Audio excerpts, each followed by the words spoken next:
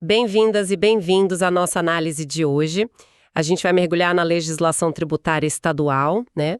Especificamente na incidência monofásica do ICMS sobre combustíveis. Isso aí. O marco legal principal aqui é a Lei Complementar 192, de 2022. Nosso foco vai ser entender a estrutura, as determinações dessa lei, partindo lá dos fundamentos na Constituição Federal. Exatamente. A proposta é navegar pelas regras que agora governam o ICMS para alguns dos principais combustíveis no Brasil, né? Certo. Entender como a Constituição permite essa tributação diferente e como a Lei Complementar 192 implementou isso é crucial para sacar a dinâmica atual desse imposto. Ótimo. Então vamos começar pela base de tudo. A competência tributária que a Constituição define. A gente sabe que o ICMS é um imposto estadual e do Distrito Federal. Correto. A Constituição Federal, lá no artigo 155, confere essa competência. Só que, olha só, ela mesma já estabelece limites, regras específicas. E para o nosso assunto aqui, um ponto de partida fundamental está no parágrafo 2º, inciso X, a linha B desse artigo. Ele trata da não incidência do ICMS em operações que destinem petróleo, e aí inclui lubrificantes, combustíveis, derivados e energia elétrica para outros estados. Ah, aquela regra antiga já, né? Isso. Nessas situações, o imposto pertence integralmente ao estado de destino. Essa regra de mandar o imposto para o consumo já mostrava uma preocupação de onde a riqueza devia ser tributada, né? Qual era a lógica constitucional por trás disso para esses bens específicos? Então, a lógica principal é evitar que os estados produtores fiquem com uma fatia muito grande da arrecadação, sabe? Petróleo, energia, são bens essenciais, de interesse nacional. Claro. A Constituição buscou, como essa regra, um certo equilíbrio federativo, garantir que o imposto sobre o consumo desses bens ficasse com o estado onde eles são de fato consumidos, e não só onde são extraídos ou gerados. Faz tudo sentido. E isso nos leva direto para o conceito de monofasia, que também está lá na Constituição. Como é que ela se encaixa nisso tudo? A monofasia está prevista no mesmo artigo 155, parágrafo 2º, só que no inciso 12, a linha H. A Constituição determinou que uma lei complementar, que depois veio a ser a LC 192, definiria quais combustíveis e lubrificantes teriam ICMS incidindo uma única vez. Uma vez só em toda a cadeia? Exatamente, uma única vez. O imposto é cobrado numa etapa só, e as etapas seguintes ficam desoneradas. Interessante isso, é bem diferente da sistemática normal do ICMS, que a gente sabe que incide em várias etapas, né? O tal do plurifásico, com crédito e débito. Muito diferente. Como é que a monofasia se distingue, assim, na prática dessa regra geral e também da substituição tributária? Porque na ST o imposto também fica concentrado, né? Ótima pergunta, ajuda a clarear as coisas. No ICMS normal, plurifásico, o imposto incide em cada venda e o contribuinte abate o que pagou na compra, o crédito, do que ele deve na venda, o débito. Certo. Certo, o sistema de não cumulatividade. Isso. Na substituição tributária, AST, um contribuinte lá no começo da cadeia, o substituto, recolhe o imposto que seria devido nas operações futuras, de forma presumida.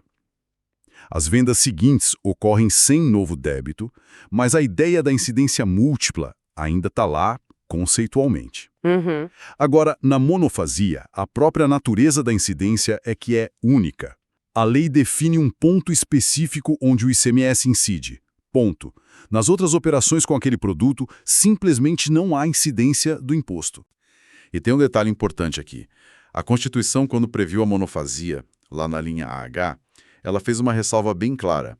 Ela diz que aquela regra de não incidência nas operações interestaduais, a da linha B que a gente falou para o petróleo em geral, essa regra não se aplica aos combustíveis que estão no regime monofásico. Por quê? Porque a própria lei complementar, ao definir a monofasia, já ia dizer onde e quando seria a única incidência, resolvendo a questão da distribuição, da arrecadação de outra forma, entende? Entendi a mecânica, uma única paulada, digamos assim. Mas se o imposto é cobrado uma só vez, como é que a Constituição definiu a divisão dessa grana entre os estados, principalmente nas vendas interestaduais? A Constituição também deu as diretrizes para essa divisão. Estão lá no artigo 155, parágrafo 4º. São basicamente 3 regras de repartição para o ICMS monofásico, que dependem do produto e do tipo de operação. Ok, vamos ver essas regras. Primeira regra, inciso I, para as operações com lubrificantes e combustíveis derivados de petróleo. Aqui é simples. O imposto pertence integralmente ao estado onde ocorrer o consumo. Ah, então para derivada de petróleo, a monofasia manteve a lógica do destino final, que já existia. Precisamente, manteve a lógica do consumo. A segunda regra, inciso 2, é para as operações interestaduais entre contribuintes do ICMS. Entre empresas, digamos. Isso, com gás natural e seus derivados, e também com lubrificantes e combustíveis que não são derivados de petróleo.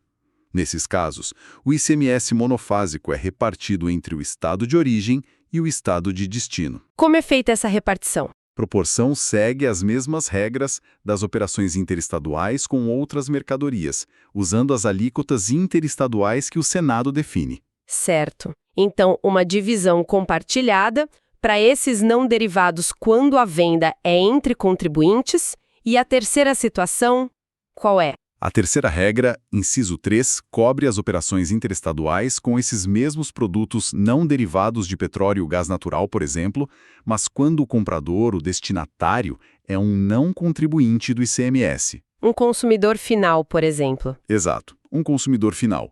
Nesse caso, a Constituição determina que o imposto monofásico cabe integralmente ao estado de origem. Origem, mesmo depois da emenda 87. Confirma, mesmo que se convalidou com emenda 8716. Pois é, aqui tem um ponto interessante. Embora a emenda constitucional 87 de 2015 tenha mudado a regra geral para vendas a não contribuintes, dividindo o imposto entre origem e destino, esse inciso 3 específico da monofásia não foi alterado. Então tem que aplicar como está escrito lá, imposto todo na origem para não derivado, vendido para não contribuinte. Entendi. É um detalhe importante mesmo essa manutenção da regra da origem nesse caso específico.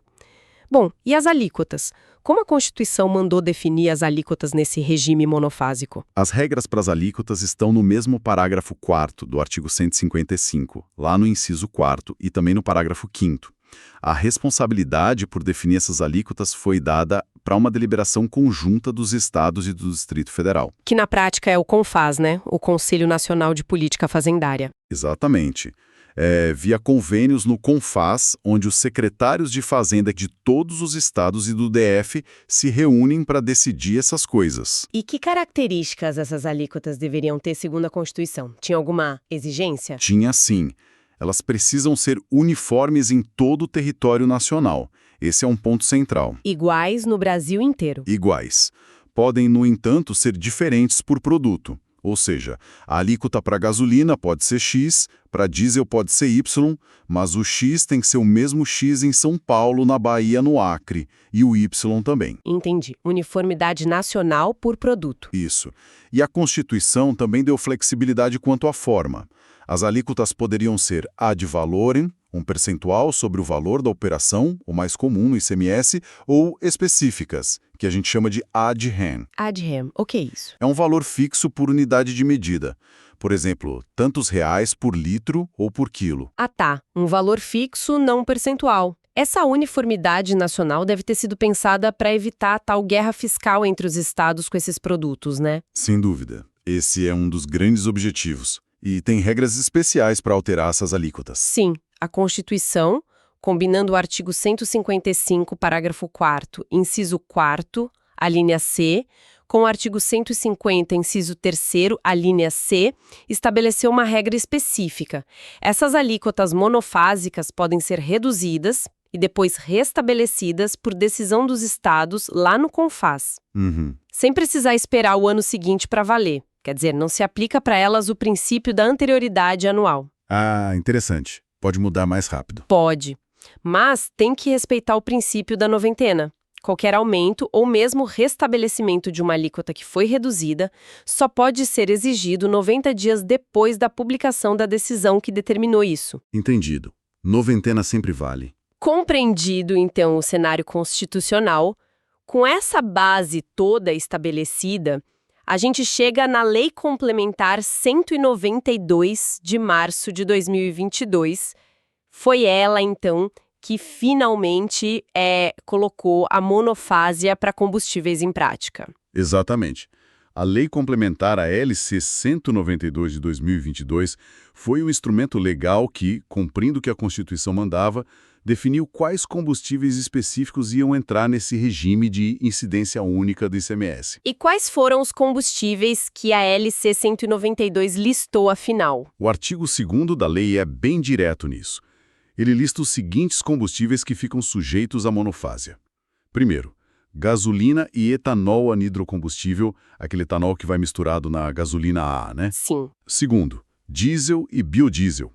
E terceiro, gás liquefeito de petróleo, o GLP, o famoso gás de cozinha, incluindo aquele que é derivado do gás natural. Importante a gente notar também o que ficou de fora, né? Lubrificantes, por exemplo, a Constituição até permitia incluir, mas a Lei 192 não incluiu. Não incluiu. E outros combustíveis importantes, tipo querosene de aviação, o CAV, também não entraram nessa lista da LC 192. O foco foi nesses 3 grandes grupos mesmo. Correto, a opção do legislador foi por esses 3. E sobre as regras de incidência e de repartição, que a gente discutiu lá da Constituição, a LC 192 basicamente confirmou tudo. O artigo 3º, inciso 1, por exemplo, ele repete que aquela regra de não incidência do ICMS nas operações interestaduais, do artigo 155, segundo fez X, B da CF, não se aplica para esses combustíveis monofásicos. Ok, confirmou a exceção. E como ficou a divisão do imposto arrecadado entre os estados segundo a lei complementar? Ela seguiu as regras da Constituição à risca? Seguiu, sim. Os incisos 2, 3 e 4 do artigo 3º da LC 192 são um espelho do que está lá no parágrafo 4º do artigo 155 da Constituição. Vamos relembrar? Vamos lá. Para os derivados de petróleo, gasolina, diesel, GLP derivado de petróleo, o imposto vai todo para o estado de consumo. Ok. Destino. Para os não derivados, que seriam o etanol anidro, o biodiesel e o GLP derivado de gás natural, quando a operação interestadual for entre contribuintes, o imposto é repartido entre origem e destino. Repartido como antes. Isso. E para as operações interestaduais com esses mesmos não derivados, mas quando vão para não contribuinte, o imposto fica integralmente com o estado de origem. Mantendo aquela regra específica que a gente comentou. Exatamente. A lei complementar não inovou na repartição, só aplicou o desenho constitucional. Tá claro. Mas e quanto às alíquotas? A LC 192 trouxe alguma novidade, alguma especificação a mais do que a Constituição já falava? Aqui sim. Aqui teve uma definição muito importante. O artigo 3º, inciso V da LC 192, primeiro ele repete: alíquotas definidas via CONFAS, uniformes nacionalmente, podem variar por produto, só precisam respeitar a noventena para mudar. Até aí, tudo igual. Tudo igual. Porém, a linha B desse inciso trouxe a definição-chave. As alíquotas para os combustíveis monofásicos serão exclusivamente específicas, ou seja, ad rem. Ah, então não tem mais a opção de ser ad valorem percentual. Não tem mais. A lei complementar fechou a questão. Obrigatoriamente ad rem. Elas têm que ser fixadas num valor em dinheiro por unidade de medida, litro, quilograma, o que for definido. Um valor fixo por litro ou quilo, e ainda por cima uniforme nacionalmente, isso parece ter sido uma das maiores mudanças práticas, né? Qual o impacto que se esperava disso? Olha, o principal objetivo por trás dessa escolha foi buscar mais simplicidade, mais transparência e, principalmente, mais estabilidade. Tanto na arrecadação quanto nos preços relativos entre os estados, sabe? Como assim? Alíquotas ad valorem, percentuais, elas variavam muito com o sobe e desce do preço do combustível na bomba. E também variavam entre os estados, o que gerava uma complexidade enorme e incentivava planejamento tributário, às vezes até evasão fiscal. Entendi. A alíquota ad rem, por ser um valor fixo, desvincula o valor do imposto dessas flutuações de preço do produto em si.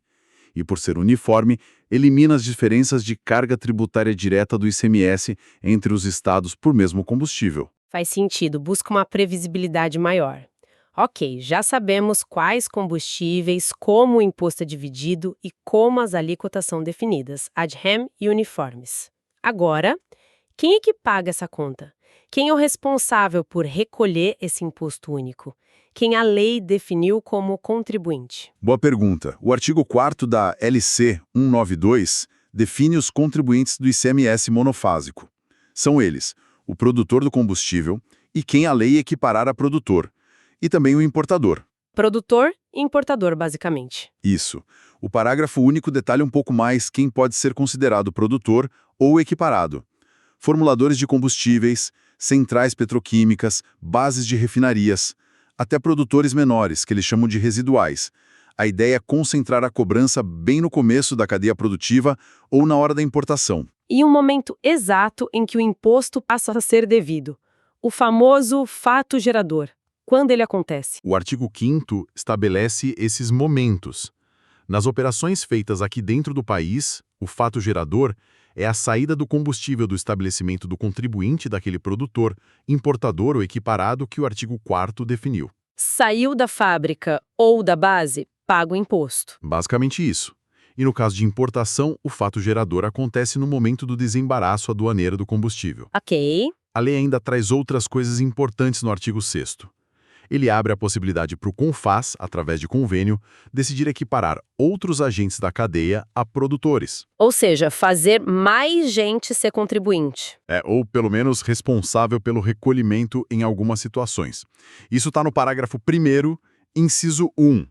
E o inciso 2 desse mesmo parágrafo permite que o CONFAS atribua a responsabilidade pela retenção e pelo recolhimento do ICMS a um outro contribuinte na cadeia ou até mesmo a um depositário, se for preciso para fazer a coisa funcionar na prática. Essa possibilidade de jogar a responsabilidade para outro agente parece uma ferramenta para garantir que o imposto seja pago, né? Mesmo a incidência sendo única lá no começo. Exatamente. É um mecanismo para dar praticidade e segurança fiscal. O artigo 6º também tem um ponto importante no parágrafo 2º. Ele reforça que qualquer concessão de incentivo ou benefício fiscal para o ICMS desses combustíveis monofásicos Sim. tem que obrigatoriamente passar pelo crivo da Lei Complementar 2475. Que é aquela lei que exige aprovação unânime no CONFAS para conceder benefício fiscal de ICMS, certo? Exatamente. Ou seja, nada de Estado saindo dando benefício sozinho para esses combustíveis. Só se todo mundo concordar lá no CONFAS.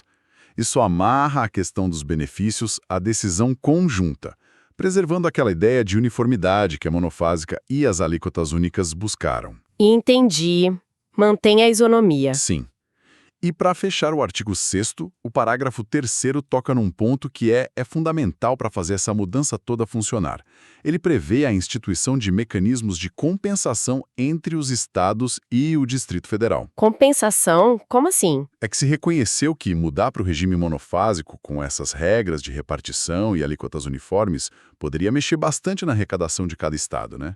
Uns poderiam ganhar, outros perder. Ah, claro. Então, a lei aponta para a necessidade de criar estruturas, tipo uma câmara de compensação, para gerenciar esses fluxos de dinheiro que vão surgir com a nova sistemática. Como isso vai funcionar exatamente? Bom, isso vai depender de decisão futura lá no CONFAS. Entendi.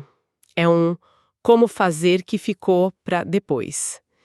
O material que a gente analisou menciona rapidinho o artigo 7º, que foi uma regra de transição para a base de cálculo da ST do diesel em 2022, antes da monofasia pegar para valer para ele.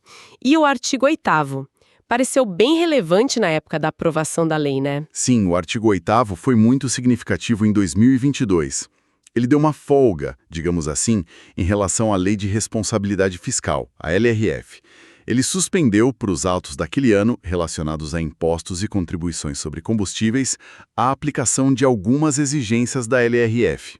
Quais exigências? Principalmente as do artigo 14, que pedem estimativa de impacto no orçamento quando se cria ou aumenta a renúncia de receita. Também suspendeu exigências de outras leis orçamentárias. Na prática, isso facilitou politicamente a aprovação de medidas que reduzissem a carga tributária sobre combustíveis naquele período, que foi um período de preços muito altos. Entendi.